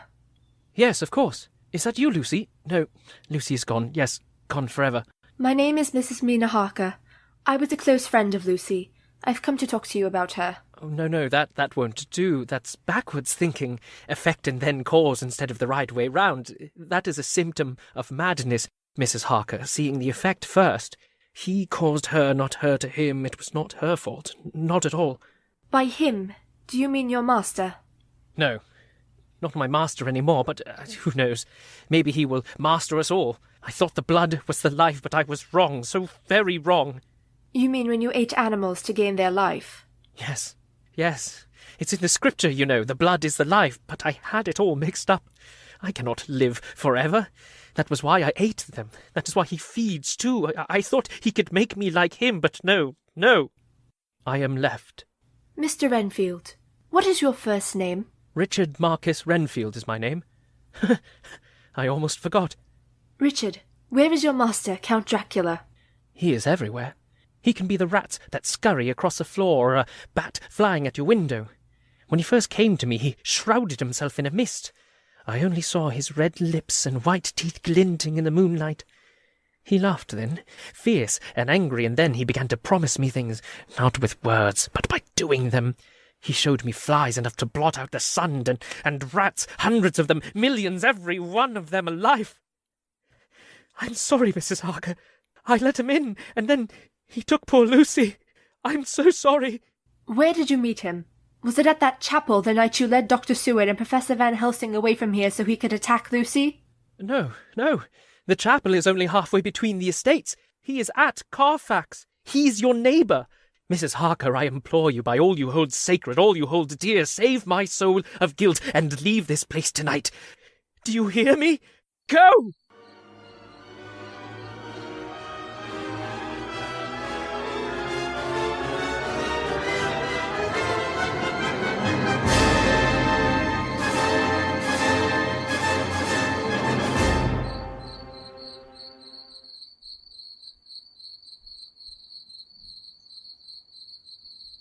If you'll excuse me, fellas, my legs require stretching.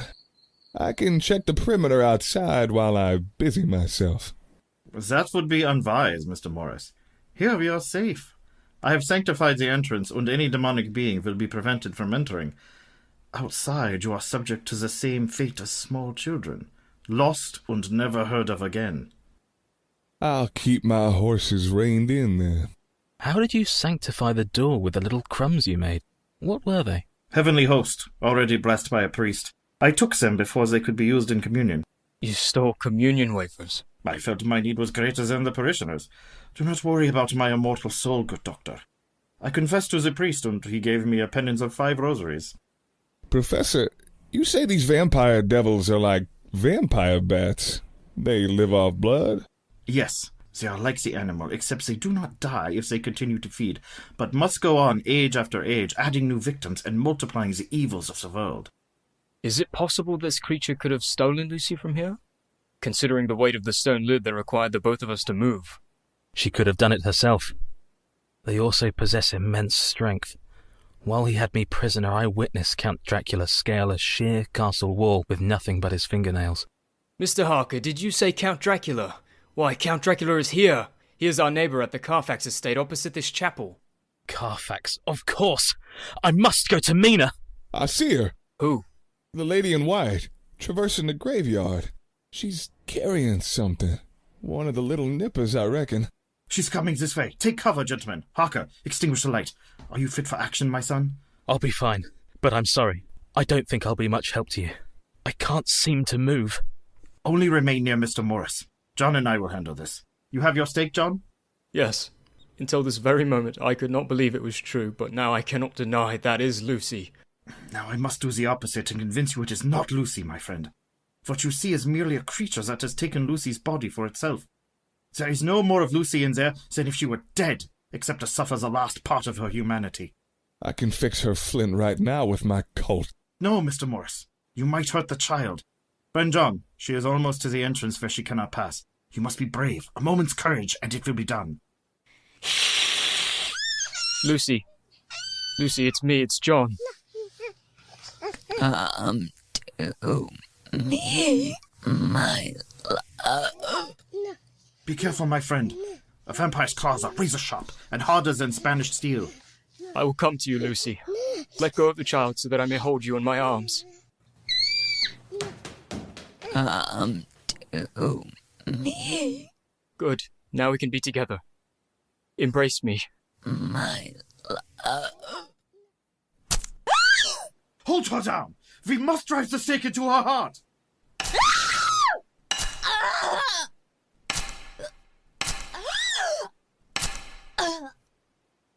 Stand back. Only a minute. Lucy, I'm here. I have your hand. Don't be afraid. John, thank you. Help! Help! Mother! Help! Sounds like hollering coming from the hospital. Mina! Jonathan, wait! Quincy, come with me. Professor, finish here and follow us as soon as possible. Take my rosary. If Dracula is there, he will fear the power of the Lord. Push this your face and drive him out. Back, you devil! Oh! It is too late, friend Harker. She's mine. Mina, if you struggle, I shall bash his skull before your very eyes.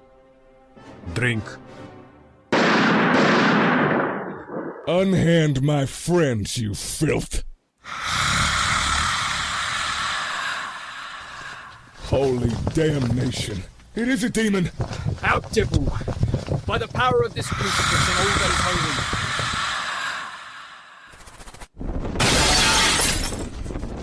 He lit out. I can't spy him nowhere. We must kill him. Follow me, Quincy. Mina and John are hurt, Doc. You need to stay and fix him up. We'll have to hash him out later.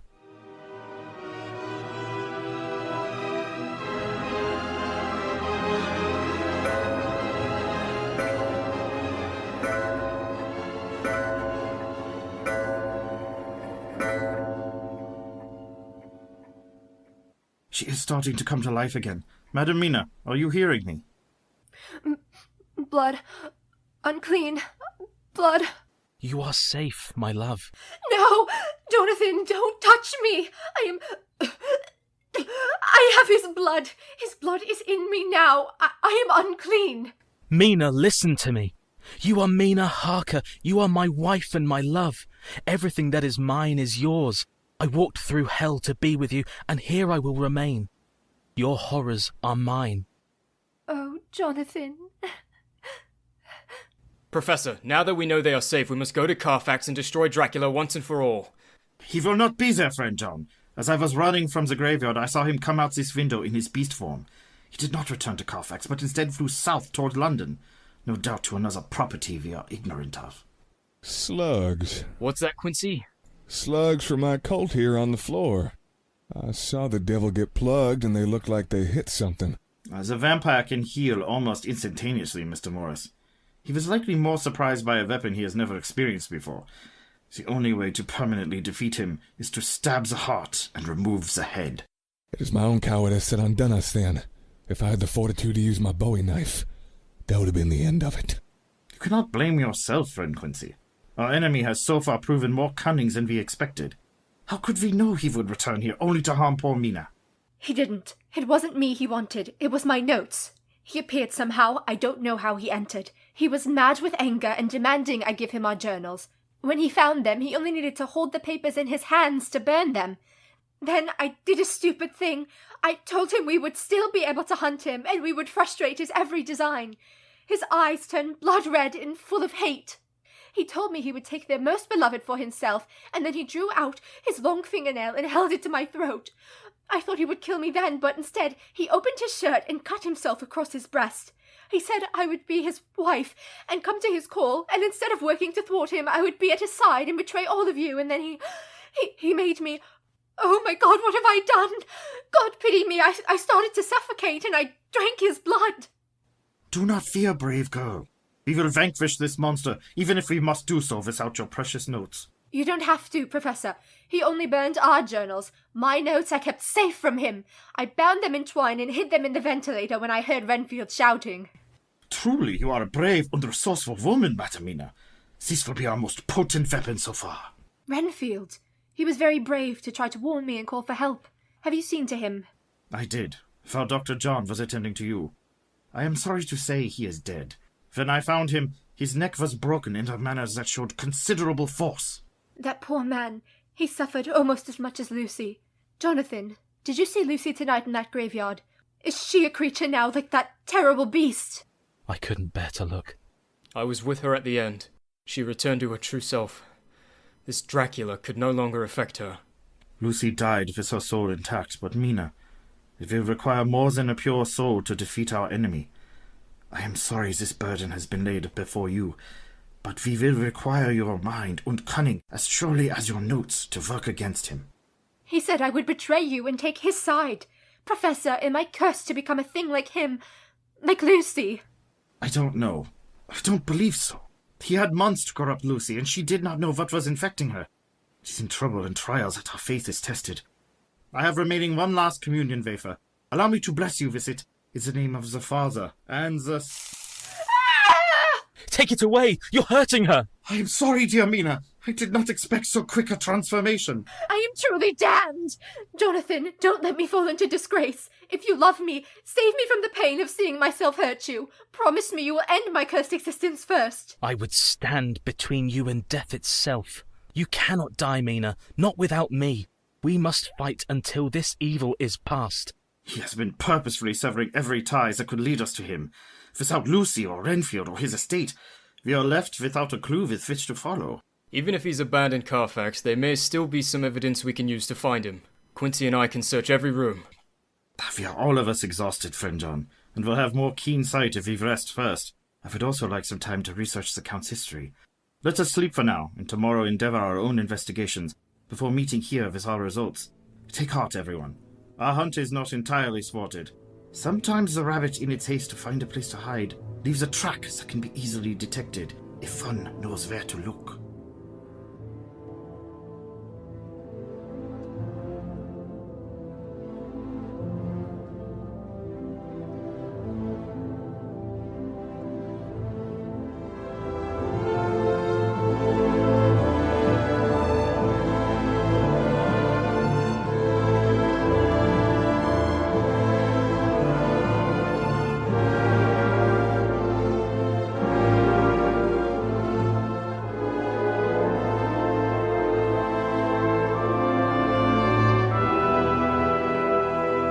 Act 5, Transylvania.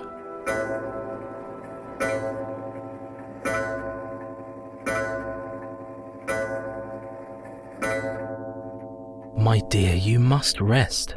I held watch over you last night. You slept only 2 hours. If I must live with this sickness, I shall use it to my advantage. With this additional time, I shall review our notes for any hidden detail we may have overlooked. The mental exertion may be what is keeping you awake more than anything else.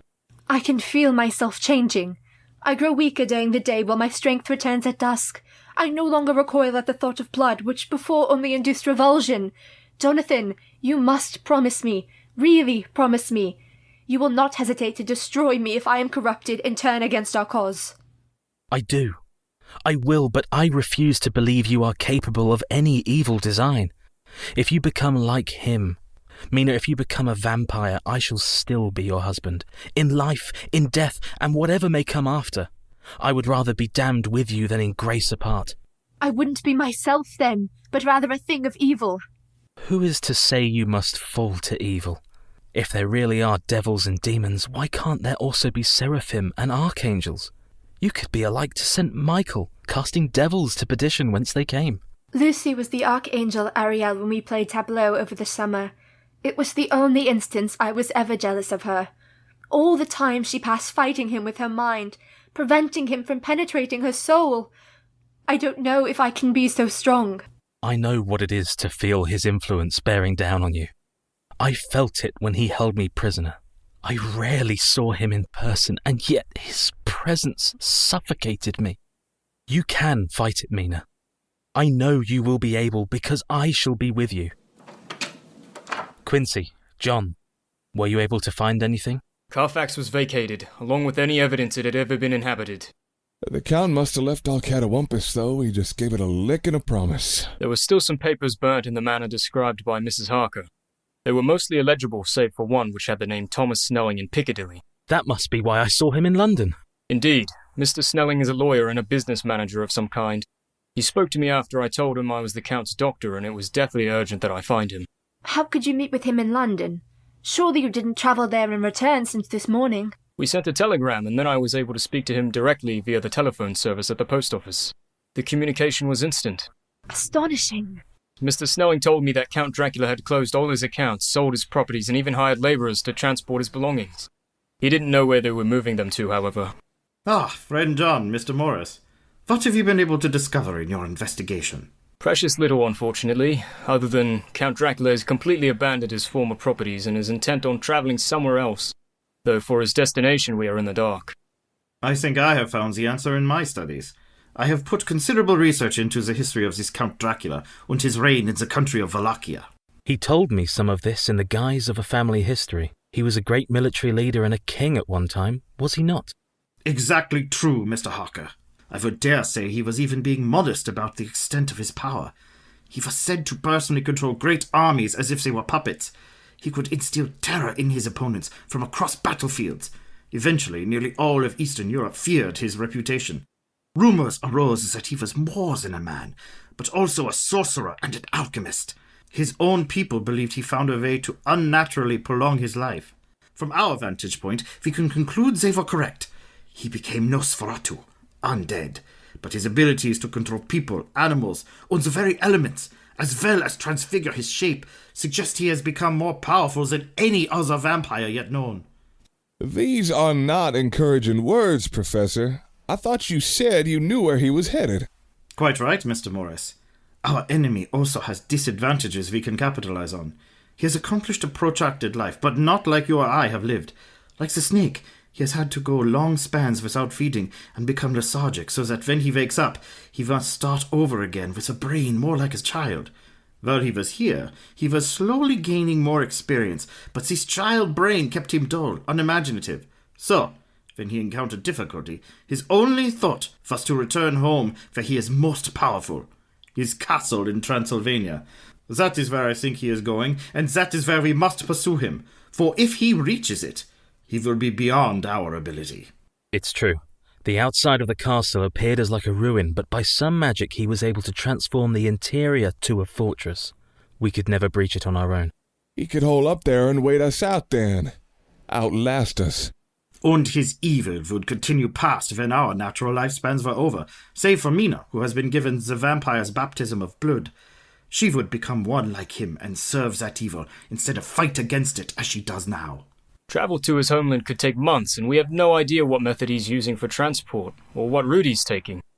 Ever since he made me drink his foul blood, I have felt him continue to attack my unconscious mind while I slept. He has been searching and probing to find a way to corrupt me, as he did Lucy, but I have sensed him as well. I have felt swaying and smelt salt air. I am certain he is on the ocean. That would also be consistent with his thinking. It was by boat that he came to this country before.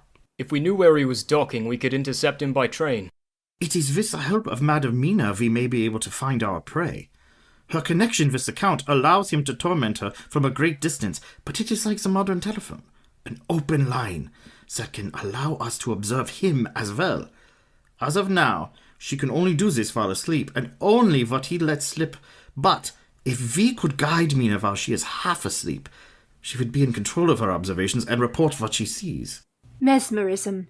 You're speaking of putting me under hypnosis. Professor, if she does this, won't she be even more vulnerable to that evil influence? Mina, I don't want you in any more danger. The greater danger is in failing to capture him before he is lost to us. The Professor is right. He may be powerful, but he is also clumsy and obtuse. I can slip into his mind far more surreptitiously than he has tried to enter mine, and I relish the opportunity to turn his means of assault back onto him. We must begin at once, Professor. The link of our minds is strongest in the evening, but I have the most control at dusk and daybreak. Very well. Please sit here in front of this candle. I shall swing my pocket watch in front, and I would like you to focus your attention on the light. Good. Now count down from 10. 10, 9, 8, 7, 6, 5, 4, 3, 2, 1. Madam Mina Harker, please describe to us what you see. Darkness. He must still be asleep in his casket. What do you hear? I hear waves and the creaking of wood. I can hear men stamping overhead as they run about. They are shouting. Can you hear what they are saying? They are using mostly nautical language I don't understand. Rigging, yardam. It is all a great din. Try to focus your attention on one voice. Any words they speak might have useful information. There is one voice that carries over the tumult. He is shouting orders to the others, admonishing them. He is saying, Avast? No, Varna. He's saying Varna. That is the port he came from on the Demeter. He must be returning the same way. Professor, wake her, please. She should not expose herself any more than is necessary. Yes, you are right. Mina, awaken. I have traveled near that land. It is wolf country. We best pack Winchesters if that is where we are headed. Practical, Mr. Morris. We will supply ourselves before boarding a train in London to go eastward. We should go to the port of London first. We can find the name of the ship bound for Varna. Very sensible, friend John. The noose is tightening on our trap. We will, however, need all of our brains and bravery together when it is time to assail him. I care for nothing now, except to wipe this brute off the face of creation.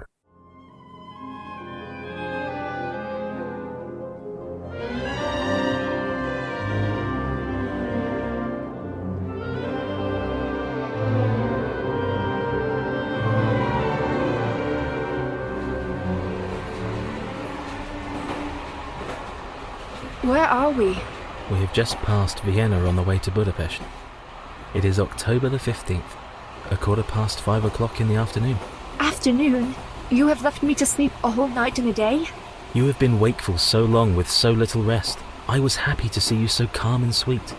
Everything else was put out of my mind, and I thought, I am as happy now as I suppose I shall ever be. A strange place for such thoughts. Long ago, when you left the first time, I dreamt of travelling with you, and here is that dream realised. Life has a way of giving you exactly what you want, but not in the way you had imagined. May I have my vanity mirror? There is less change than yesterday. I have grown paler, and either more difficult to see or my eyes are failing me. The evening draws near. I am certain your hypnotic sessions with Professor Van Helsing are accelerating your transformation. The Professor has not mentioned any suspicions. He has kept them hidden because he is so desperate in his pursuit. He has not allowed you to receive blood transfusions for the same reason. These abilities are those of a vampire, and the more frequently you act upon them, the more you Ah, Madam Mina. It is good you are awake. We can continue our remote viewing. Professor, is this really necessary? We know where the Count will be. We are headed there to lie in wait for him, and we have not been able to glean any more useful information than her first attempt. That is not true, Mr. Harker. With the help of Mina, we know he is still on board the Tsarina Katerina and still sailing towards Varna. It is of vital importance to know that our situation has not changed. Now, Mina, are you ready? Yes. I believe I am practiced enough. I can proceed without counting. Very well. Now relax and describe what you can sense. I can feel swaying to and fro. I smell salt air. I can hear the sailors shouting. Today is different. They are singing together and playing music. They are celebrating. There's something else. I can see wooden planks, faintly. It is still dark, but I can see the hold of the ship. Does that mean he's awake? Do you see anything else? Can you see his casket or any other cargo? No. I can only see the inner walls. It is too dark even to see the ceiling or the floor. If I concentrate, however, I can move. There is no cargo. The whole ship appears empty. There must be stairs somewhere. I'm going further into the ship. The noise of the sailors is growing neither louder nor fainter. Professor, what do you make of this? Professor, are you able to hear me? Where are you? Jonathan?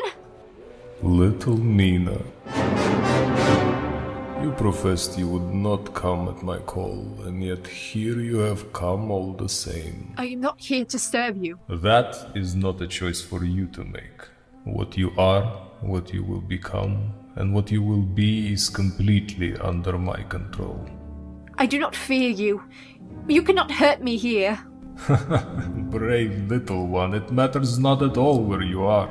Your will is nothing compared to my patience. A lifetime for you will pass, but a moment for me, and then you will be my bride and act as my jackal. When I command you to heal, you will be at my foot, and when I tell you to eat, you will sate yourself on all who would oppose me. The old man, the stupid doctor, even your former husband. Together, we can be masters of the world. Just as I would not be your servant, I would force no one to call me master. With all your years, you have not even mastered yourself. You are more animal than lord. Why do you struggle so, when all that lays before you is a gift? You shall have freedom over death and over the pitiful existence of your dull life. I have seen your mind, your frustration for thwarted ambition, the resentment you hold for those you profess to love. I offer you the power to take what you want. Why do you turn away? I have seen what you offer. Lucy was my friend. She was good and kind, and you killed her. You turned her into a mindless slave, and worse, a disgusting thing as you are. And yet you have availed yourself on my blessings and grown comfortable using them. The beauty of my revenge lies in every step you take towards me, bringing you closer to my domination. I have no need for your blessings. I have Jonathan, Dr. Seward, Quincy Morris, and Professor Van Helsing, and together we are bringing justice for Lucy upon you. The last of your vision will be a stake through your heart before your head is wrenched from your body. You come by trade. You will never harm, foolish girl. When we meet again, you will kneel before your master. Wake up, Mina, please! We are discovered. He knows where we are. We are lost.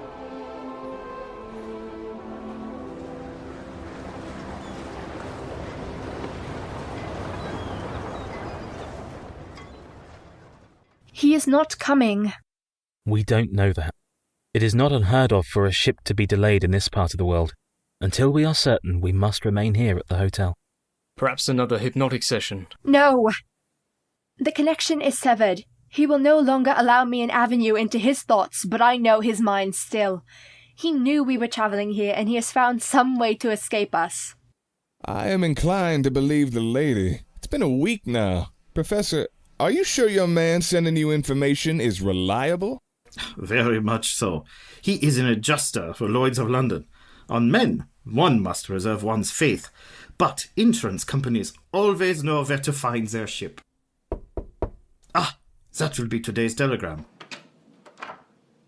The Tsarina Katerina arrived in Port Galatz 2 days ago. Then it's as we feared. Shall we board the next train to Galatz then? I don't reckon he's going to be waiting on the likes of us. He's had 2 days to clear out, plus how long it'll take to get there. I say we quit this balderdash and go directly where he's heading and ambush him there. If he spies us and slips around to arrive at his castle, that will be the end of it. We'll have wasted our last chance. We can't track him if we don't know what route he's taken. We'll just have to travel to Galatz and start from there. Gentlemen, gather around this map. I have been giving a great deal of consideration to our enemy's thought process. Abraham has told us that he is inclined to return to his old patterns, and I believe that reveals why he chose the port of Galatz. You see here it is very close to the Danube River, which runs far across this land until it flows close to the location of his castle. So far he has travelled almost exclusively on water, and especially when he has none of his countrymen to escort him while he must be in his coffin. I have no doubt he has commissioned a small boat to transport him there, around the Borgo Pass. I could give no better a lecture myself, Madam Mina. Now we must decide the best method to hunt our quarry. Horses. If we can find some six-shooter horses and ride like greased lightning down along this river, we can cut him off before he gets to Borgo. We would have to ride them at a gallop all day and night, Quincy. You and I have done that before, but... I cannot, and neither can Abraham. Gentlemen, I have attempted as best I could to be of service to this noble cause, but I am afraid I will not be able to help in the final assault. It is true we cannot follow on horses, and it would be folly for us all to go directly to his castle. But if Madam Mina and I were to secret to his castle, I may be able to remove some of the magic he holds there, and that he is so desperate to return to. Professor, if you go there, to the very den of the beast, you will not find merely idle magic. There remain 3 women, servants of Count Dracula, nearly as powerful and matching in evil. They would find you before you could reach them during the daytime. That is precisely why I would require Mina to accompany me. We know she can sense him, ergo she should be able to sense his brides as well. Without their masters, their power should also be severely diminished. And if you accomplish your mission to reach his coffin before he arrives, they will have no power at all. They will return to the dust from which they were made, and Mina will be free of her poison. I agree. Jonathan, I have every faith you can ride with Quincy and Dr. Seward fast enough to vanquish that monster. But it would also be wise to hold insurance. Have faith in me now as well. You know I do. When we were married, we vowed to walk with our horrors hand in hand. Too often we have had to break that vow, and never to good consequence. I had hoped for a wife, not a soldier, but what a dauntless soldier you have been. I have faith we will meet at the site of our greatest pain, victorious together. I love you, Wilhelmina. I love you, John.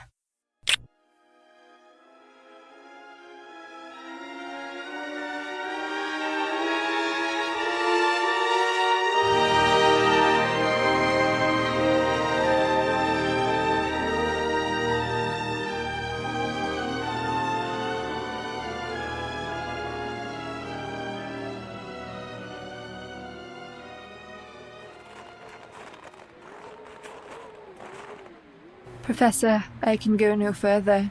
I must rest or fall here on the road. Keep strength. For only a few more steps, my child. We shall camp here for the night, at that outcrop to shield us from the snow. Oh, this blizzard has made our trek more arduous than I had planned. It is not the snow that disturbs me, Abraham. We have arrived. The castle is just over that hill. My God! You are right, my dear. Can you sense it? I can see it, as clearly as I can see you. This whole land is his domain, and I can feel his devilry like a poison in my very bones. The women vampires, they know we are here. We cannot escape from them. Do not touch the circle I am making around our camp. It is a sacred host and will burn you like the forehead, but hopefully it will keep you safe from those wicked creatures. Do not fear for me, Abraham. There are none still living in all the world safer from them than I am. Come closer to the rocks, Mina, and lay beneath the blankets. I feel neither cold nor heat any more. Professor, whatsoever you have planned to contend against these women, you would be wise to save for me as well. I don't know what will happen when they arrive. I only know they are closing in on us, and as they do, I can feel my soul fight to stay within me. Every part of my being is yearning toward a grey twilight away from the pleasure and pain of my mortal self. I am tripping in the dark as I was when I tried to slip into the Count's mind, only to be led into his trap. I am afraid for my poor Jonathan. My lingering condition can only mean he was unsuccessful in his pursuit, and we are here defenseless at the mercy of that monster when he arrives. Good, Madam Mina. We must not despair yet. Dr. Seward, Mr. Quincy, and your Jonathan have most likely been held up by the same forces that have obstructed our journey. That means that Count Dracula must also be hindered. You are correct, however, that I have planned for such a contingency. The water skin I asked you to keep warm for as long as we could. Now is the time for it. Please, if you could open it for me. My fingers do not have enough feeling anymore. Professor, use our matches to start a fire. At this rate, the coals will take you before we have any confrontation. 9. We must wait here for as long as possible under cover of darkness. It is imperative that they think we are defenseless until... Now! Divine flame upon you! Dear God, she flashed a blaze like kindling. Oh, yes. She must have been particularly flammable. A little joke. Let us set our campfire. I doubt the other she-vampires will be so reckless as their companions. Now, you see why I agreed to stop at the chapel where you and Jonathan were wed? Where you spoke with the abbess. I secreted holy water for our defense. I have not been able to repent as I did for the communion wafers, but if we are still living at the end, I promise to atone. Oh, thank you, dear Mina. I can feel the warmth coming back to my body. I wish I could also know such relief, Professor. As well you can, my child, if you come with us. Join us, sister.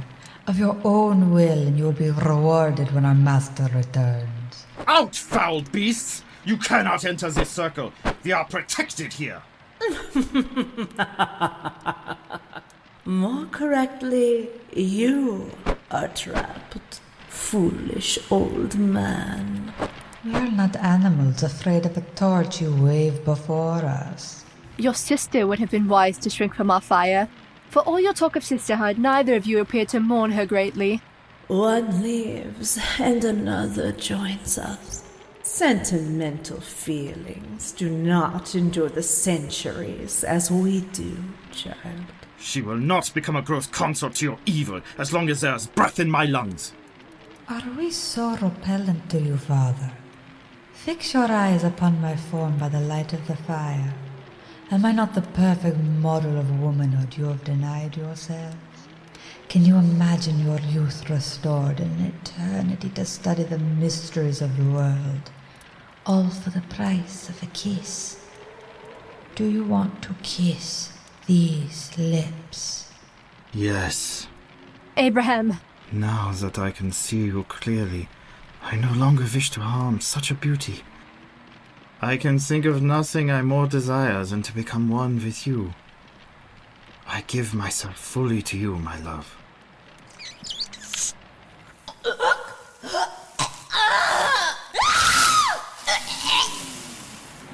Professor, I have you. Tell me what happened. I hid my last toast upon my tongue and pushed it into her throat. It was a kiss she paid dearly for. I had to allow her to drain my blood, though. I fear I have lost too much for me to continue. Rest here, Abraham. We shall be safe for now. But not for long, my sister. The snow already covers those little crumbs the old man spread around. Before sunup, they will have lost all effect, and I shall step freely to prepare you for our master. Your flesh is already not your own, silly girl. Give yourself to me, and I shall protect you from him. She will try to tempt you to leave our circle. Do not give in to her, Madam Mina. I have already made enough acquaintance with your master as I wish. I thought little of him and even less of you. You say you can wait, but we have already used your waiting against you. As we speak, he is being hunted like vermin, and before daybreak you will be nothing but ash. My Jonathan will send him to the perdition he belongs. Your Jonathan? Your Jonathan has evidently not been forthcoming about our acquaintance. Did he claim to be chaste and resist our temptations? To spare your delicate English sensibility? In truth, he is more my Jonathan than yours. Perhaps when our master makes him our servant, I can instruct you on the cravings he's never revealed to you. That's quite enough. You have convinced me to embrace my new identity, as well as you. I have received worse from our master. You may choke me to your content. I am not going to choke you.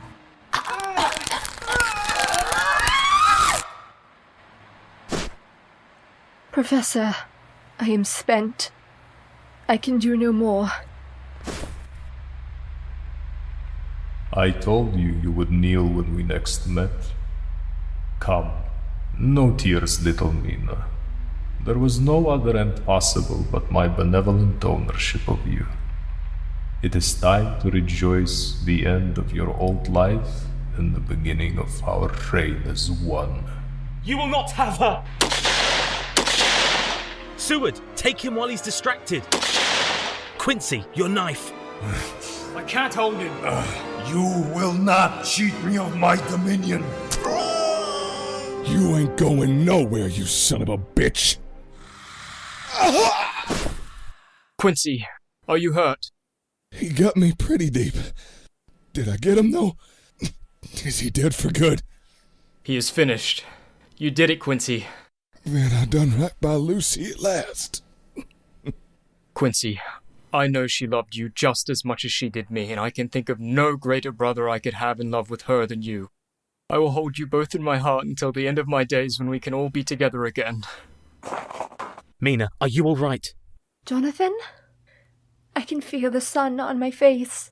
It's really over.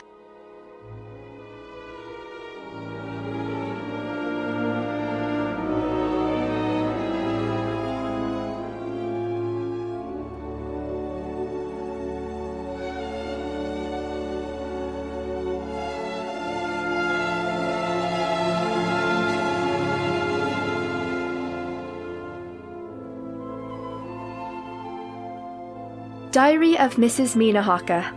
After 7 years, Jonathan and I took a holiday from our firm, Harker and Harker, to at last fulfill our wish to see Transylvania again together. We brought along young Quincy to see the grave of his valiant namesake. The castle remained, a ruin now inside and out. Who could now imagine this was the site of one of the most terrible battles in the history of Christendom? One day we will tell Quincy the story of the 4 men and 2 women who through love and gallantry fought the darkest evil the world has ever known, and the price they paid for him to live in peace.